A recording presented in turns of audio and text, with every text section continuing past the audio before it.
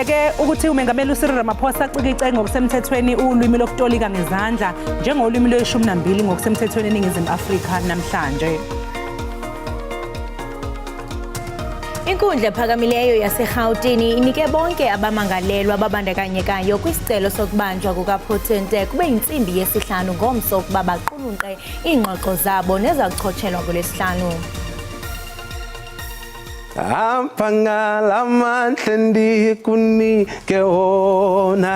Muleke Ekhaya igama lami kuZuku SA, the best Afro Soul artist ka-2023.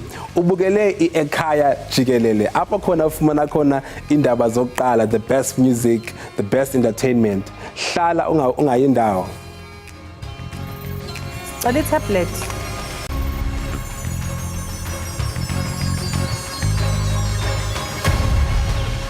Kulindeleke ukuthi namhlanje ulwimi lokutolika ngezandla i-sign language icikicwe njengolwimi lwe-12 olusemthethweni eNingizimu Afrika. Kulindeleke ukuthi umengameli uCyril Ramaphosa acikice ngokusemthethweni ulwimi lokutolika ngezandla njengengxenye yezilwimi ezisemthethweni kuleli endlini zombuso ePitoli namhlanje. Lokhu ke kuza emva kokuthi isishayamthetho sikazwelonke sagunyaza isichibiyelo somthethosisekelo wesigatshana sesithupha ukuba ulwimi lokutolika ngezandla lube yingxenye yezilwimi ezisemthethweni eNingizimu Afrika. Lesi sinyathelo simqoka kakhulu kwazise lokhu kuzosho ukuthathelwa phezulu kwabantu abangezwe indlebeni kanye nalabo abanezingqinamba ezenza ukuthi bangezwe kahle. Kanti ke bayinkulungwane engamakhulu abantu abaphila nesimo sokungezwa endlebeni kuleli. Istats essays akubhengeza amanani okonyuka kwamaxabiso. Ukunyuka kancinci kwamaxabiso kungakhokhelela ekubeni ibhanki enguvimba ithi cha ekunyuseni izinga lenzala. Osoqoqosho baqikelela ukuba i-CIP iza kuba malunga ne-5.5% isuka ku-6.3% ngoMeyi walo nyaka. Oku ke kungamimithekisa irandi nangakumbi kwaye kukhokhelele ekwehleni kwamaxabiso amafutha.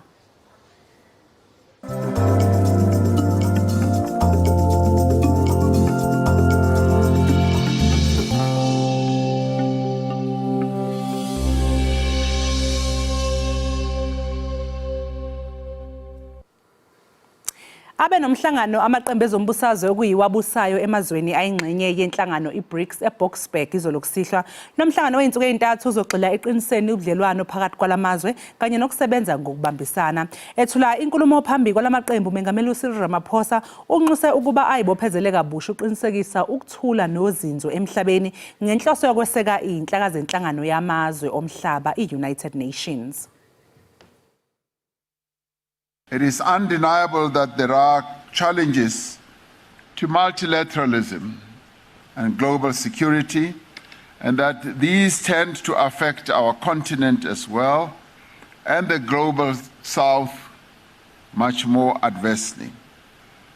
It therefore becomes important for the parties to the Brics political parties plus dialogue to recommit to peace and stability, to support the role of a strengthened and reformed United Nations, and to reiterate our respect also for international law. It is within this context that the dialogue sets for itself a number of objectives that must form the cornerstone of discussions, and these would be BRICS Africa Partnership for Mutually Accelerated Growth and Sustainable Development. The second would be an inclusive multilateral and joint action process on promoting peace and security through dialogue and negotiations. The third would be how we define a path towards an equitable and developmental trade partnership for BRICS. And the fourth would be how best we share experiences on political party renewal and building when it comes to governance and the mutual learning that all of us have to have. And the fifth point could well be strengthen the institutional frameworks of Brics and how we can deal with the issue of expanding the Brics membership. Inkundla ephakamileyo yaseGauteng inike bonke abantu ababandakanyekayo kwisicelo sokubanjwa ukamongameli waseRussia uVladimir Putin de kube ngentsimbi yesihlanu ngomso ukuba aqulunqe iingxoxo zabo neza kuchotshelwa ngolwesihlanu xebe. President Biden has indeed touched on the subject of human Alliance rights. isa urhulumente enkundleni ifuna umyalelo wokuba inyanzelise ukubanjwa ukamongameli waseRussia uVladimir Putin ukuba unokuzimasa ingqongqothela yeBrics eMzantsi Afrika kwinyanga ezayo. Umongameli uCyril Ramaphosa uthi iRussia ibeke yacaca into yokuba ukubamba uPutin iyakuba sisibhengezo semfazwe kwaye iyakuba ingahambiselani nomgaqo siseko ukubeka esichengeni sokubandakanyeka emfazweni neRussia.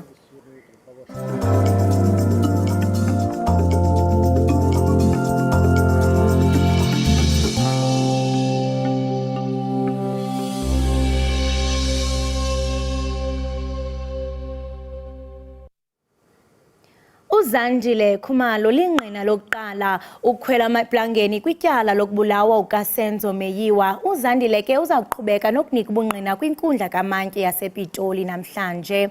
Uzandile Khumalo ke ngomnye wabantu ababephakathi kwindlu ekwadutyulwa khona kwabulawa uMeyiwa ngo-Okthobha kanyaka ka-2014.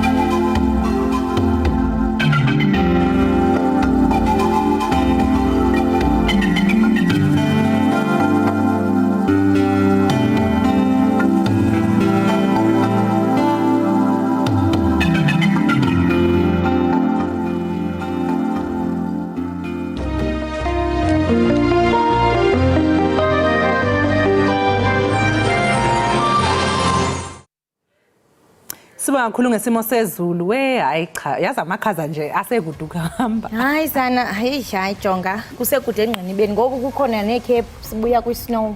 Hayi akude lamakhaza sengimjahile mina uSeptember mina ngizwani ke namakhaza. Oh nami uSeptember inyanga yami. Kuthi xa kuvela iziqhamo nami ndizibona bajonga ukuqhama kwami lo. Yey masijonge esiphambili kumakhasi onxibelelwano. Hayi emakhasini onxibelelwano babukeli Iindaba ehamba phambili ezitrendayo lapha ko Twitter udaba lwase Eastern Cape eMthatha. Phela kholosa njengoba nje izolo bekuyimadiba day. So into eyenzakaleke ukuthi lapha ya eMthatha ke kwembulwe kwavezwa ke izethu ezimbili. Lezi zethu ke udaba lwazo ukuthi kusetshenziswe inkulungwane noma ke izigidi ezi3 ukuzenza 3 million rands ukudesigner lezi zethu lezi. Manje ke abantu ke lapha kwa social media hayi they are up in arms bayakhala ngokuthi kodwa ungathi isimo sinjena ikakhulukazi Eastern Cape ezinye ezifundazwe ezihlwempu kakhulu kodwa imali engango 3 million mhlawumbe ibingeke izenze ibridge somewhere noma isize esikoleni thizeni kunokuthi ikhande stage. Hey, and again nomongameli weli uye wayithethela into yezitatyu okanye imifanekiso eqingqiweyo esisho into yokubana they are a beacon of hope of individuals and communities that are still suffering. And uyazicinga ke ngoku into yokubana ithemba njani abantu belambile kuba bazutya imifanekiso eqingqiweyo. Nabantu ke bayaphefumla kumakhasi onxibelelwano bekhala ngalento ukuthi ayibo asizotya zitatyu. Sinezindlu ezidilekayo, sinezikolo ezidilekayo. Istatyu sizawuzenzela ntoni, especially imali eyachithwa ukusetyenziswa. Hayi ke masingabe sisuke kwezase Eastern Cape nakho escreenini lapha uyambona icon. Kuthiwani ke ngo-icon. Yeah, ke kuthiwa uyaphosisa kaloku andithi ngulo othe apha kwilizwe leAfrika abelungu bayahlupheka abantu abamnyama bona ngabona ba-rich. Uthi bahlala emkhukhwini eghetto. Abelungu abahlala eghetto thina nje hayi sikhomba ngophakathi. Nabuye wayifumana phela information. Asazi ke mhlawumbe naye phela uotho mina ngingaboni kodwa ku TikTok kancane ama videos khona nje there was a time where ama video trend etshengisa abelungu abahlala emkhukhwini la South Africa bethi they are showing the South Africa that you never get to see. Mhlawumbe naye ngomunye kwabantu ababona lawo ma video wase ya conclude wathatha igqibo zokuthi kusho ukuthi kunje kanti akukho kanjalo. Kodwa ke asinokukhala because xa sijonga imbali yabantu abamnyama kudala ndikhumbula nami ndisakhula xa kuzawujonga iAfrika nandicinga uba ayikho kwalapha eMzantsi Afrika. iAfrika lilizwe lisecaleni kuba uzabona abantwana abaphila nekhwashiyokho abahluphekayo. So makaveze because yana into engicabanga ukuthi ubezama ukuyenza uAkhona hayi ukuthi ngiyamthethelela bakwethu kodwa ngicabanga ukuthi ubezama ukubonisa ukuthi ena iAfrika nayo akusikhona ukuhlupheka kodwa abantu abamnyama nabo bakhona abaphila kahle. Thatha iNingizimu Afrika for example ingcono kunamanye amazwe aseAfrika iyafana namanye amazwe amakhulu. Waseke ayisho ukuthi ube nje sephaphalaza kancane kodwa lapho ke ngokuthi cha abamhlophe ngoba hayi abantu ke abeneme ngalokho. Olunye futhi ke udaba olulandela lapho ke bekuyiluphi nomakholi. Ewe kaloku uyaqonda ukhumbule njengoko liqhuba ityala likaMagudumane uye wacela kaloku into yokubana bamrhwelise phana enkundleni. UNandipha ufike uthi hayi ukubanjwa kwakhe lapha kwelese Tanzania kwakungekho emthethweni.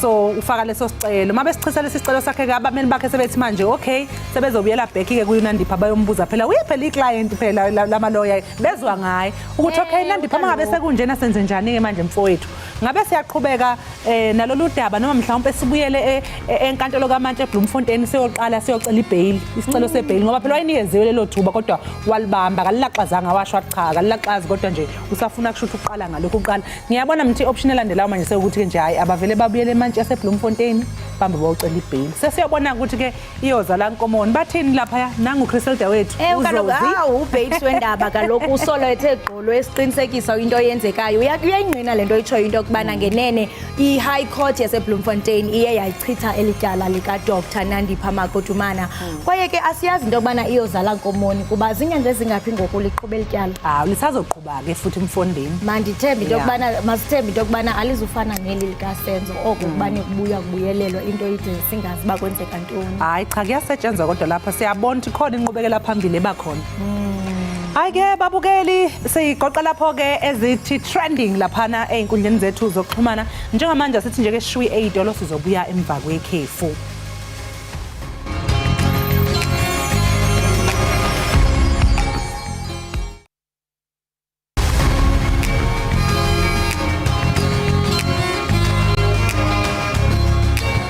Enkosi ngokuhlala nathi nisasibukele apha ekhaya Jikelele sisiza ngqo kaloku kwinkqubo ndaba yakho oyithandayo uDTT. Ukudidiyela kweenkqubo zikanomathotholo nezikamabona kude yenye ke yezinto ezinika umdla kakhulu kwicandelo lezolonwabo nanjengoko kaloku ubugcisa bokubaliswa kwamabali iyinto yemihla ngemihla. Namhlanje ke singena nzulu kwiindidi ngeendidi zokubaliswa kwamabali njengobugcisa kunye nendlela yokuphila. Umntu ke ozasinabisela ngalomba ngumnoza Melanie osele ke enze izinto ezininzi zikanomathotholo kunye nezikamabona kude. Sele ke edidiyele umdlalo weqonga phaa kumhlobo wenene FM nakwi-True FM. Sithetha nje ungumlawuli we-casting, i-casting director ngabona makhumsha yomdlalo kamabona kude iGqeberha The Empire. Noza masikubulise sikwamkele ekhaya Jikelele. Konkomolweni sangena endlini. Kunjani? Hayi sivulile ngena. Siphilile kweli cala ninjani eMpuma Koloni? Hayi manichungembe siphethwe ezingqele zalempuma Kapa siyabulela ke kodwa ke uba nisamkele enkqubeni. Molweni. Hayi uthetha ngathi sisemsakazweni kungoku nje. Jonga Mnoza uqwaye ukanduva iminqwazi yakho mininzi sithi sikuva upha kunomathotholo ngapha nakumabona kude liyatsho igwitso liyabetha bathi ke ngamangesi jack of all trades ingaba mhlawumbe xa sithetha ngokudidiyela kunomathotholo kunye nokuba ube ngumlawuli i-casting director ngabule makhumsha kumabona kude ingaba lonto ithini nje lonto le ithetha into okubana ngoku sinoxanduva ngokwalahlukileyo lokokuba sibalisa amabali ethu asilindeli de kufika umuntu waphesheya azophanda enze imbali ngobomi bethu okanye abhala amabali ethu sithi eneneni ke nobuyapi nobukhwele eteksini noba wenza ntoni noba people banamabali amaninzi abanqwenela into kokuba angabaliswa ibhlungu ke into yoba umuntu aphila ubomi bakhe bonke engakhange benathuba lokuba ibali lakhe libaliswe so siyawathatha ke thina lamabali siwadidiyele siwenze alungele unomathotholo siwenze alungele into kokuba angaba seTVini so sibe lento athi amangesi to be as authentic as we can sibalise ngokwenene nangenyaniso ibali lethu ingabe ngathi ligalelwa amanzi so sinalo xanduva ke thina into kokuba sifumana italent ezawubalisa lamabali sifumana ababhali abazakwenza lamabali de sibone okanye sive kunomathotholo okanye sibone eTVini kwiifilm ezi sizenzayo okanye ke kwimidlalo kanombuyo edidiyelwayo kanomathotholo efana no-ithini nalento leyo mfihlelo yobomi nezinye ke sizenzayo mhlobo wenene and nezinye ke zihlala kwi-DSTV channels ithini nalento leyo yimfihlelo yobomi litho igama lakho apho siyaqonda kaloku into yokubana njengokuba nibalisa amabali nizi storytellers ndingatsho ndithi nisibambe ngobhongwane kuba kaloku njengobusitsho into yokubana xa nivelisa lamabali nathi as viewers siya resonate because you share experiences esiqonda into yobana hayi man nam ndidlulile kwesi simo kwelinye icala uzive uthi nco uphinde ulile ugqiqe inyembezi ukhaliswa nje si storytelling ungathi mhlawumbe ngokoluvo lwakho ingaba kubaleke kangakanana into yokubana kubaliswe amabali ingakumbi kaloku xa sijonge enduli into yokubana omakhulu bethu babehlala nathi phantsi besisho into yokubana sukela ngentsomi kwakukho intontoni ixabiso lamabali libaleke ngantoni kule mihla ndingenza umzekelo obalulekileyo apha wokokuba besibhiyozela umhla wokuzalwa kukaTata uMandela izolo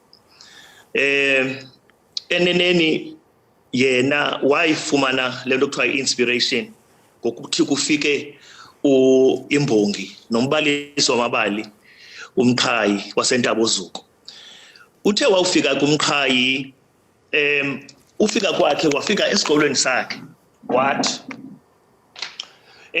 nina abantu bamnyama nifana neenkwenkwezi wamnika isidima umuntu omnyama naye waziva ebhilonga njengomuntu omnyama efika high school nje ezomotivate abantwana and uMadiba waba ngomnye wabo bantu abantwana babelapho ngalomini so ubomi bakhe zange ke baba the same after that wabutshintsha ubomi bakhe after that uMandela uyilento simazi eyiyo namhlanje ngenxa yembaliso yamabali so into endithethayo ke ndithi wonke umuntu unebali lakhe elibalulekileyo anqwenela ukulibalisa suthula ngalo kuba uzawukwazi uku-inspirisha omnye umuntu so into endithethayo ke ngoba amabali ethu adlala indima ekusinikeni isidima ekubaliseni imbali yethu singobani sisuka phi and nokusinika le nto kuthiwa yi-identity ukuzazi uba singobani na so andalo ndima ke amabali ayidlalayo just the storytelling ngokunokwayo masithande nokuba sikubulele ngokuvuselela kuba kaloku lento ithethayo luncwadi lwemveli.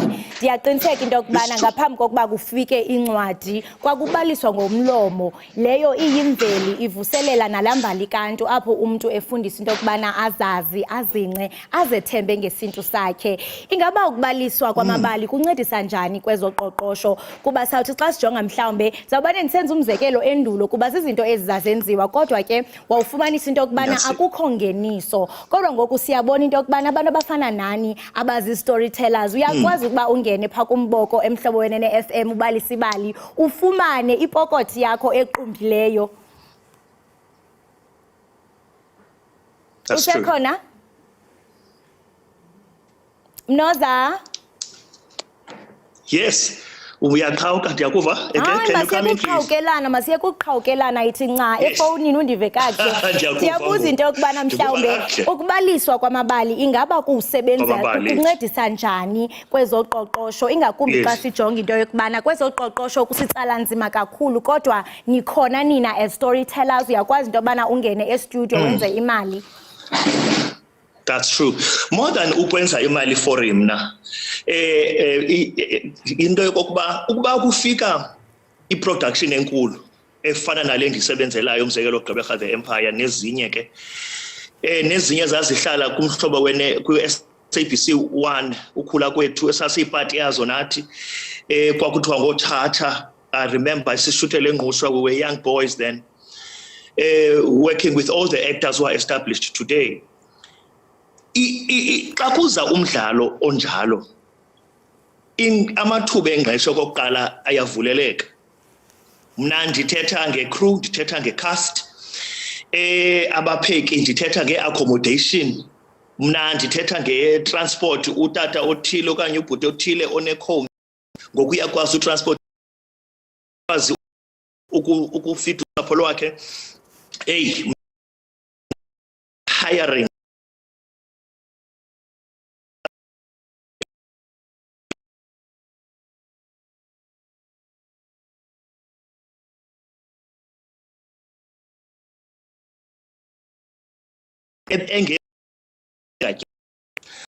nathi umhlobo kamnandi nabadlali aba-30 abenza lo mdlalo othini nalento leyo imfihlelo yobomi.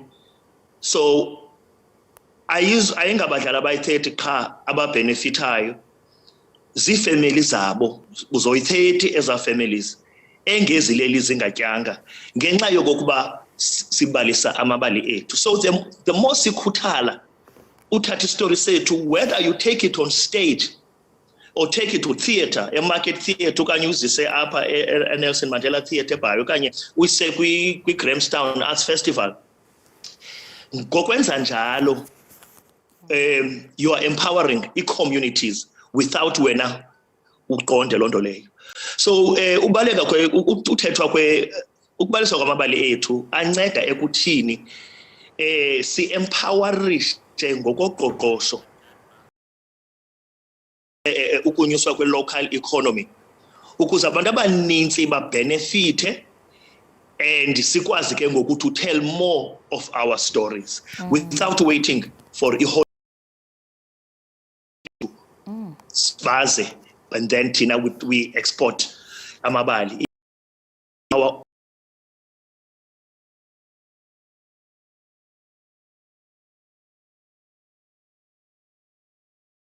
Uva ene ndiyayithanda le nto itshoyo into yokubana asizulinda mhlawumbe abantu ondle bezikhanyela ngabasuka phesheya abazasibalisela amabali wethu. Kunjalo nje ndiyaqinisekisa into yokubana xa izawubaliswa nini nizawuxhosa isixhosa esingangqingwanga, anizube niwadayilutha ufumanisa into yokuba hayi bo esi story is not make sure nisichaza sinjalo.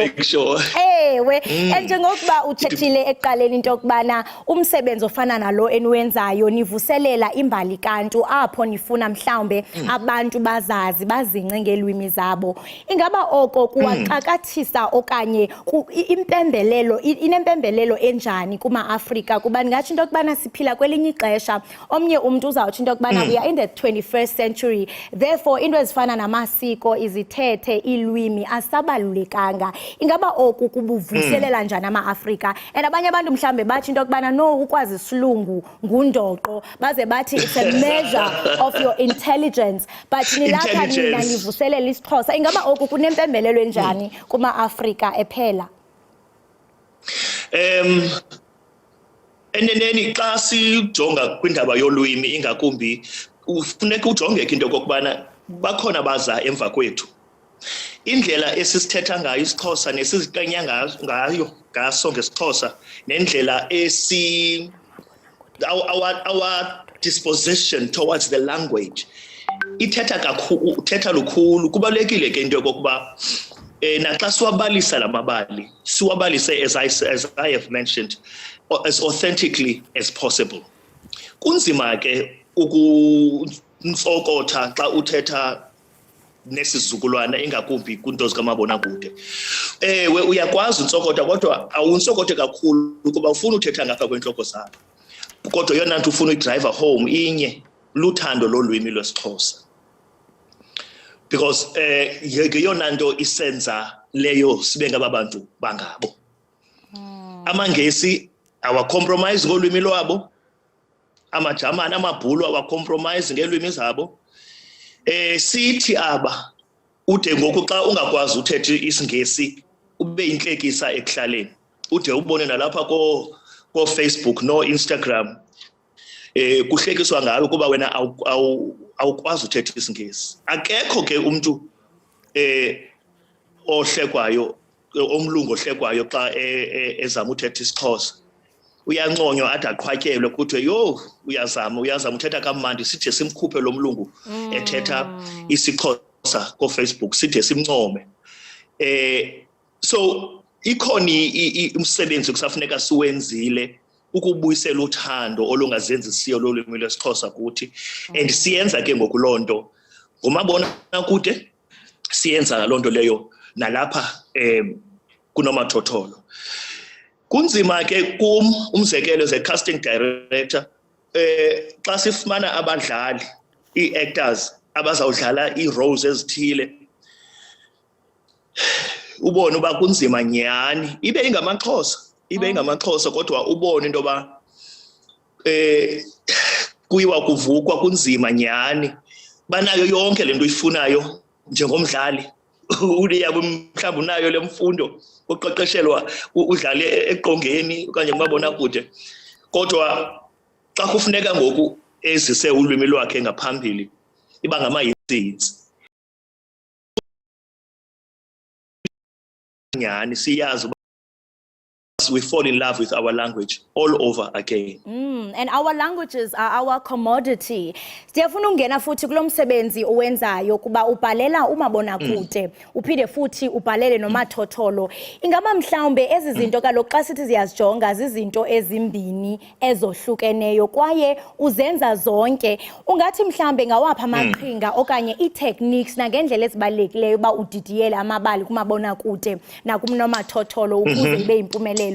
Kuba mhlambe ndiyacinga ereyidweni into yokubana umntu akakuboni, therefore funeke untsokothe ugcinanise ukwazi ukupeyinta le picture okanye umfanekiso ngqondweni. Ndithi ndisiva ndibe ndiqonda uba ndiyayibona le nto uthetha ngayo. So what are the techniques zokuqinisekisa into yokubana konke oku kuhamba ngempumelelo? Ndifuna ulungisa quickly indawo yokokuba andibhali ndiyadidiyela yaye nangona ndididiyela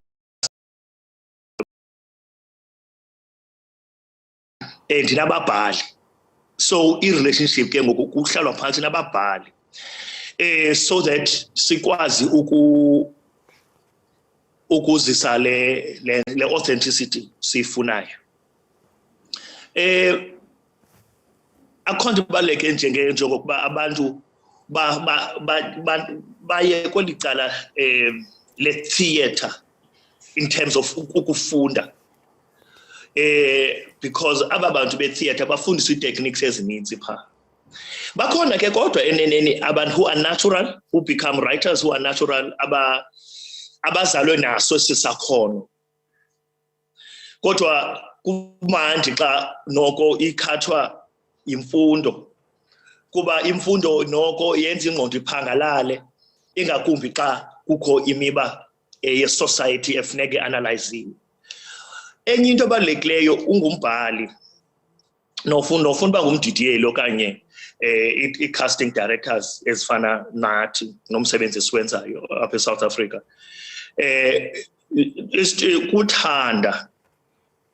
Kuthanda imbali yethu, because wonke umuntu ombonayo nomuntu ohleli nayo apho e-studio has a story to tell. So mnandi umqondo wami ngokuba ezo story mkaske zize ngaphambili. So the more abantu befunda, uyazi i-information ekhoyo ngoku ayikho lanto umuntu athi une-excuse ebengayazi. We have even of information overload. Uba ufuna uba ngumbhali zininzi techniques onazo ongazifunda, awukakwazi ukuya esikolweni kodwa uyafuna ufundela uba ngumbhali. Zikhona izinto ezingakunceda online, zikhona izinto engakunceda ekuhlaleni, zikhona izinto ezenziwa ngurhulumente, Department of Arts and Culture, njalo njalo, abazama uncedisana nokukhawulelana, ingakumbi abantu abatsha abaziva into yokokubana mna I have so much to tell, and ndingaske le nto ndifuna uyibalisa ndiyibalisele kwiradio okanye ndiyibalisele e-TV. So it takes just one story. As a result, ngoku ngenxa yoba abantu bengafuni ukuza ngaphambili namabali abo, nabanye ababhali benganamenzi zokuthi beya-researche more, so endapha ngoku kwenziwa le nto kuphinda-phindwa kurecyclishwe i-theme A1 in the storylines. Ufumanise uba akusekho diversity ngoku. Zonke izitori umzekelo zava uba sesasitori sika-Romeo and Juliet, umfana falls in love nentombazana, lo mfana yena uvela kwikhaya elihluphekayo, le family yale ntombazana ithi awuzothatha nalo mfana ohluphekayo. Ngenxa yexesha bhuti wami, yazi besingathandi into yokubana siqhubeke nale ngxoxo kuba iseninzi izinto esifuna ukuzifumana, kodwa ke ixesha lutshaba. Sibamba ngazibini ngexesha lakho, ndiyathemba into yokubana nababukeli bethu bazawufuna mhlawumbi uba bakulandele kumakhasi onxibelelwano xa beneminye imibuzo abanayo. Kodwa mna into enditshoyo ndithi khawundicaste casting director. Qaqaba. Siyabulela ngexesha lakho. Sawuthetha Gqeberha to Gauteng. Andizuza sikwi-technology ngoku. Enkosi, siyabulela ngexesha lakho. But awusoze uektele eGauteng, uektele uGqeberha. Ndizawuektha ngevoice, kaloku soyivile ivoice yam, sendiyipasile i-audition mna. Undivile futhi wandigraspa. Enkosi kakhulu ngexesha lakho. Don't stop ubalisa amabali enu. Continue and never ever stop. Ungayeki ukubalisa ibali lakho njengomAfrika kuba kaloku ibali lakho lingakuphuhlisa ube yinto ngomso ezawunqwanqwa esibhakabhakeni. Ngoku ke masithi qhwi evenkileni, qiniseka into yokubana awugqushi, siyabuya emva kwale venkile.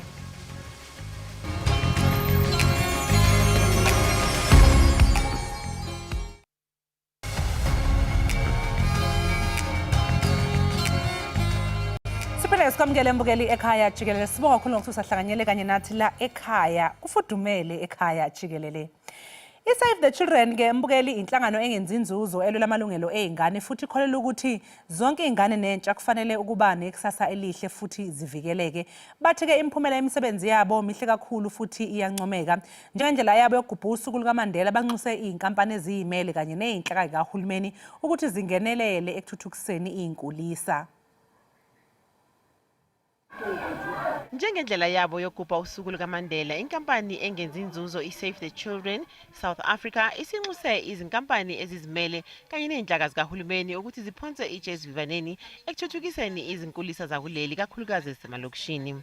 Inkulisa eLittle Star isendaweni yase-Orange Farm eningizimu yeGoli. Umphathi wale nkulisa uthi bajabulile njengoba sebethole ukuxhaswa izinkampani ezinjenge-Save the Children njengoba kukude kakhulu lapho besuka khona njengenkulisa. Ngicadile crash ka 1995. Ha ke qala crash ke qadile ka bana ba 2 but crash ya hula eventually yana ya hanyane. So today I'm serving 110 ya bana. It's a great honor honna because the community ekiphilang ho yona, they believe on me and they believe on me. Lo center yenana hore they develop abana the whole kaofela. Uthi usuku lukaMandela lubalulekile kakhulu ngoba lusho izinguquko ezinhle empilweni yabantu kakhulukazi eyabantwana. Namhlanje we are celebrating ilanga la Ntate Mandela because uNtate Mandela uyenze a huge difference to our the South African sonke. So ilanga lakhe asilkhohlwa because he unika abantwana a free education. So sizohlala sumkhumbula every time because there is a changes azenzile makabuya yena and he have struggled for us or sonke ustruggle thuna ukuthi sithole ifuture right sibe nemfundo right sihlale la ku right khona but siyabonga ukuthi asilwele namhlanje ubaba Mandela. Kanti ubonga nenkampani iSave the Children. Sibonga kakhulu iSave the Children because ifundisile ubantwana ukuthi how ukutshalwa kanjani. Ukutshala is very important because umntwana ukhula ngayo engqondweni yakhe angeke azalambe lo mntwana akwazi ukutshala. iSave the Children izile yasibonisa ukuthi kutshalwa njani, yasilethela ukudla nezinye ngeke ngizicount. Nale event yanamhlanje kusibonisa ukuthi we are so important kubo. Kulana balethile event ya kaBaba Mandela ukuthi bazoyi celebrate lana ne community yase Orange Farm naba parent wase Orange Farm nabantwana base Little Star. Umphathi weSave the Children uthi kuyinhloso yabo okwakha imigomo ekhuthaza ukusekelwa kwezikhungo zemfundo ukusukela emabangeni aphansi ngenxa yokuthi bagojwa bebasha. Save the Children is an organization that works on our rights abantwana and ensures that we provide for the needs of children. We want to make sure that children are surviving health-wise and mentally. And we also want to make sure that children are going to school, they're developing so that they can be able to serve the societies that they're in.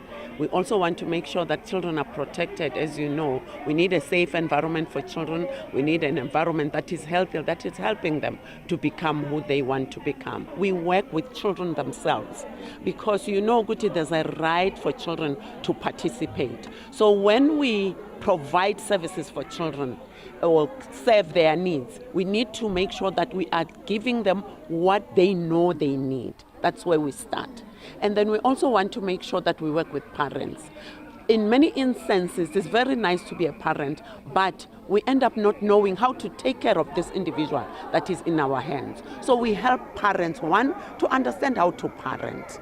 Uthi ezemidlalo zibalulekile kakhulu kubo njengezinye zezinhlelo zabo ngoba izingane zifunda kangcono uma zithi zifunda zibe zidlala. Ngakho njengenkampani bakhuthaza omabili amaqembu esizwe iBanyana Banyana kanye neqembu lesizwe lebhola lomqakiswano imidlalweni yabo ebaluleke kangaka. iBanyana Banyana is girls that we love and they are playing in order, one, to promote our country, but at the same time, as individuals, we love them and we know that they are going to give us the best because if we've got healthy individuals in this country, we are going to win the cup. Umphathi lolu hlelo uNomcebo Mthembu uthi iSave the Children izibophelele ekuthuthukiseni imfundo yezingane.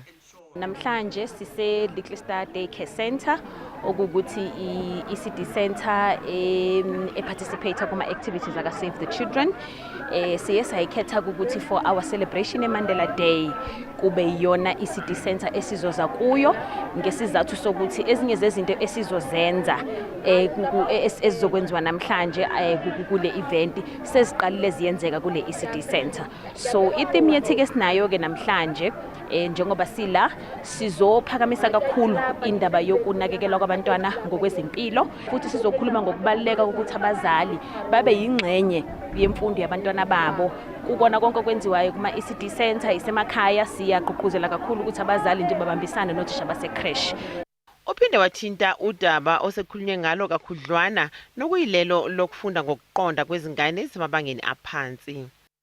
Reading for meaning enye yezinto esiqhakambisa kakhulu and sesikubonile kwenzeka and nocwaningo lwenziwa liyakuveza futhi lokho ukuthi abantwana bethu eSouth Africa banenkinga yokuthi mabefika kulama grade foundation phase from grade 1 to grade 4 banenkinga yokufunda. So Save the Children sinama reading camps ikakhulukazi siqala khona ku ECD Center. Umphathi wenkampani ekhiqiza izimonyo iClarence Isabel Martins nexhasele Nkulisa uthi bakubone kufanelekile ukuphonsa itshe esivivaneni. Clarence is a French-owned company. It's a family-owned company, and it's in the beauty industry. So we do skincare for women, makeup for women. It's a beautiful family-owned company. We have very strong values of supporting both women and children. So children has always been a very important cause for Clarence in the world, and we've been supporting many charities around the world, actually in many different countries around the world. So we are assisting them more particularly in the nutrition program, because we believe that nutrition is very important, especially in the early ages of a child.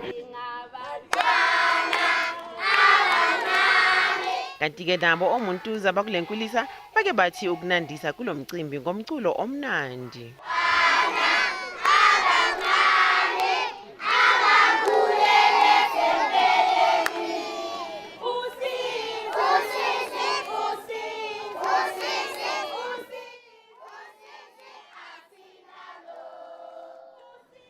Kanti-ke njengamanje mbukeli sixhumana noNomcebo Mthembu ongumphathi walolu hlelo lwey'nkulisa enkampanini Save the Children SA ukusixoxela kabanzi ngalolu daba. Sikubingelele Nomcebo, sikamukele ohlelweni. Ngiyabingelela msakazi nabalaleli emakhaya. Siyabona laphana ukuthi njengendlela yenu yokubungaza usuku lukaMadiba nethule umkhankaso wokumema iy'nkampani ukuthi zithuthukise iy'nkulisa. Yini eyenza ukuthi-ke nihehele ukunaka ey'nkuliseni? Okokuqala nje msakazi ngiyacabanga ukuthi sonke siyazi nasemakhaya ukuthi ubaba uMadiba into ayiqhakambisa kakhulu kwakuyimfundo yabantwana. So Save the Children siyakholelwa kakhulu ekuthenini abantwana bonke kufanele bathole imfundo okuyona yona. So inkulisa yila uma konke kuhambe kahle enkulisa yila abantwana bekwazi ukwenza kahle kangcono ezikoleni. Ingakho ubona sengazi ukuthi intshisekelo enkulu esinayo Save the Children ukuthi sihambe siyoxhasa inkulisa khona othisha bezokwazi ukuthi bafundise abantwana into okuyona yona. Bathi bephuma beyoqala ko grade 1 sebe primary school kube ukuthi umsoco noma solid foundation yemfundo yabo bakwazile ukuyiqala. And ngocwaningo kuyasho ukuthi umntwana othola imfundo kuyona yona ka-ECD uyayishibilikela nje kulamanye ama-grade ngoba usuke ethole okuyikona kona enkulisa. Ngalekho kulwela amalungelo ey'ngane nje nokuqinisekisa ukuthi iy'ngane ziba nekusasa elihle futhi zivikelekile. Yini enye inhloso ye-Save the Children? Inhloso ye-Save the Children ongaphezu kwakho konke ukuthi sifisa kakhulu ukuthuthukisa umphakathi, kakhulukazi sithanda ukubandakanya abazali. Sigcizelela ukuthi thina sisodwa sikwazi ukusebenza nomntwana siyabadinga abazali kakhulu ukuthi babe khona. Sifisa lokubona nje izimo nasemakhaya kunenhlala kahle, sinabazali abaphile kahle kwa-good health, abangenawo ama-mental problems. Nomphakathi wethu futhi siyafisa ukuthi sibandakanye kakhulu ey'ntweni zonke ngoba siyakholela ukuthi ukukhuliswa komntwana akusiyona into yomzali kuphela kodwa yinto esithinta sonke njengesizwe, njengoba nobaMandela bekade egcizelela ukuthi kunesisho sithi it takes the whole village to raise a child. So siyakholela kakhulu ukuthi yinto yomphakathi wonke ukuthi sinakekele abantwana. Njengohlelo lokubungaza usuku lukaMandela izolo lethule umkhankaso wokumemela uxhaso enkuliseni iLittle Star okuyinkulisa-ke ese-Orange Farm. Ingabe kuhambe kanjani? Ingabe lezi iy'nhloso eninazo mayelana nalolu hlelo ziyafezeka na? Impela msakazi kuyafezeka, kuhambe kahle kakhulu, usuku lube luhle, nabaxhasi bethu ade bekhona uClarence bakwenzile ade bezokwenza kwahamba kahle. And noma msakazi ngeke ngize ngithule emoyeni kodwa bathe mabehamba kunezinto ezinye ezinhle kakhulu ezizoqhamuka esizikhulume nabe eceleni. Okwamanje sikakazi ukusho lutho ku-ECD Center until size sibone kwenzeka, kodwa ukuba khona kwabo izolo kwenza ukuthi kube kuyinto eningi abazokubona abafisa ukuqhubeka bakwenze kuleya nkulisa ukuze ikwazi ukuthi ithuthuke. Nomcebo, ingabe lo mkhankaso wenu ubhekiswe lapha esifundazweni sase-Gauteng noma mhlawumbe usabalale nakwezinye iy'fundazwe? Kube okay msakazi no awubhekisiwe eGauteng kuphela. Uma nje achaza izolo esifundazweni saKwaZulu-Natal uSave the Children ubekade eyingxenye ekwenye yama-children's home akhona kwindawo yabo district la bexhase khona ngama-toys ngoba siyabhilivela kakhulu ekuthenini umntwana uma ngabe efunda kufanele adlale. So ukudlala kwabantwana nokufunda kwabo kuyahambisana. So kuney'ndawo la sihambe sabaxhasa khona ngama-toys. uLimpopo nabo bebekade bene-campaign akade beyirun izolo la uSave the Children ubekade eyingxenye yalowo campaign. So umkhankaso esuke sikwenze kuyo yonke indawo la sibonakala khona bese kuba-ke yileyo province la sisuke sizofocusa kuyona because asikwazanga ukuthi thina sonke siyi-staff thina besikhona izolo sikwazi ukuyihlukanisa sibe ey'ndaweni zonke kuwona wonke ama-province awu-4. Manje-ke nomcebo abantu abafisa ukuyihlanganisa nani-ke banganitholaphi? Okay, uSave the Children okokuqala i-head office yethu isePitoli ku-Hatfield. Kodwa futhi-ke siyabonakala kakhulu ey'nkundleni zokuxhumana, Facebook nako-LinkedIn, bese kuba ukuthi iwebsite yethu ithi www.savethechildren.org.za. So Save the Children South Africa abantu bangangena nje kuwebsite yethu bazobona yonke imisebenzi esiyenzayo, nabafisa ukuxhasa ngokunjalo i-information enjalo ikhona kuwebsite ye-organization ukuthi bangakwenza kanjani. Sibonga kakhulu-ke ngomsebenzi omuhle enwenzayo Nomcebo, sikufisele nje nosuku oluhle.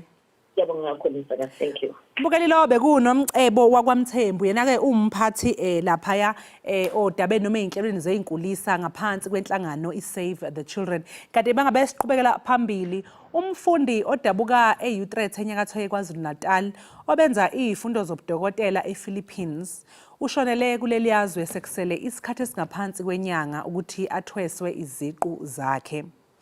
USinegugumyeni oneminyaka engama-28 ubudala ubenza amalungiselelo okubuya kuleli ngesikhathi eficwa ukufa. Kube-ke sekusabalala ividiyo ey'nkundleni zokuxhumana ebonisa unina uLindwemyeni enxusa ukuba belekelelwe ngokubuyisa isidumbu sikaSinegugu kuleli kwazise phela kungadli izumbulu noma-ke isizumbulu esiwu-2 million wamarandi ukuze-ke bafeze lo msebenzi. Ake uyizweleke mbukeli eyikhalela unina kaSinegugu. Ngiyanibingelela bantu base-South Africa.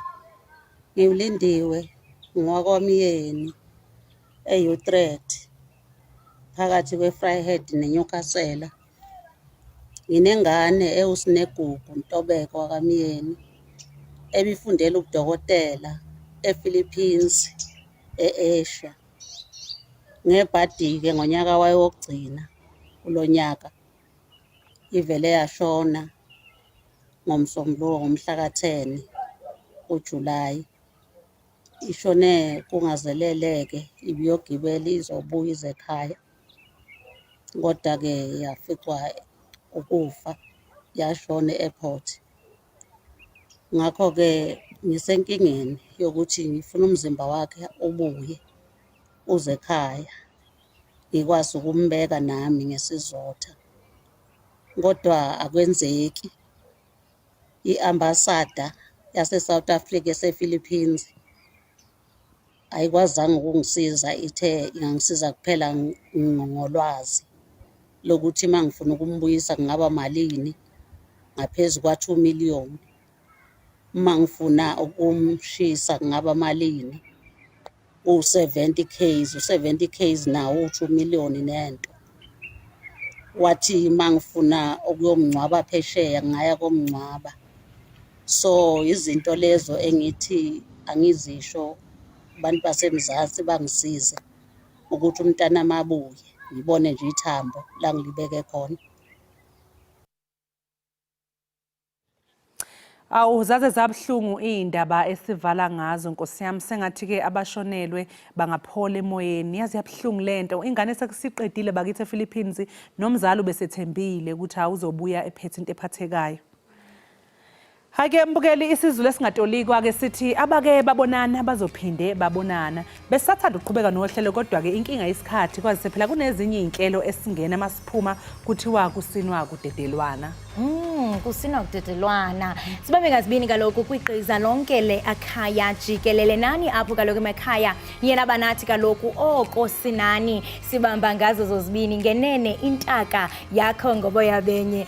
Well, simna ke ndinkholosa kalubisi nonoxi sinithanda ngothando kwalika love kodwa ke ngaphambi kokuba uphume uye kuloo ndawo yakho uyoqiniseka kaloku into yokubana ufudumele rhabula ufince kwimozulu.